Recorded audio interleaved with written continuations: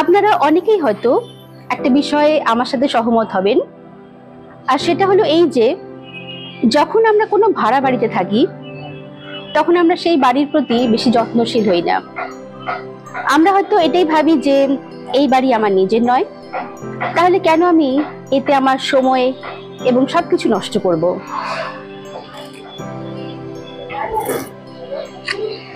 অন্যদিকে যখন আমরা আমাদের নিজেদের বাড়িতে থাকি তখন আমরা ভাবি যে কি করে আমার এই বাড়িকে আমি আরো বেশি সুন্দর, আরো মজবুত, আরো সুগঠিত ভাবে গড়ে তুলতে পারি।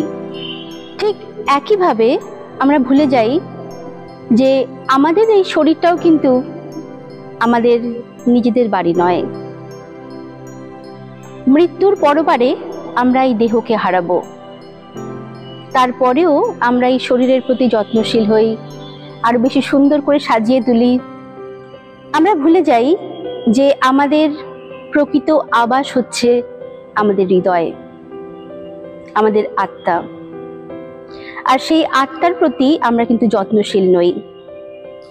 বাইবেলে মথি রচিত মঙ্গল সমাচার 16 অধ্যায় 26 পদে লেখা আছে, সারা জগৎ লাভ করে যদি আমরা আমাদের আত্মাকে হারাই তাহলে কি বা লাভ? কোন বিনিময়ে বা আমরা আমাদের এই আত্মাকে আবার ফিরে পেতে পারি? তাই আসুন আমরা আমাদের এই অবিনশ্বর আবাস, আমাদের হৃদয়, আমাদের আত্মার প্রতি যত্নশীল হয়ে উঠি, একে আরো বেশি শুভ্র, পবিত্র এবং নির্মল করে তুলি। সবাই ভালো থাকবেন।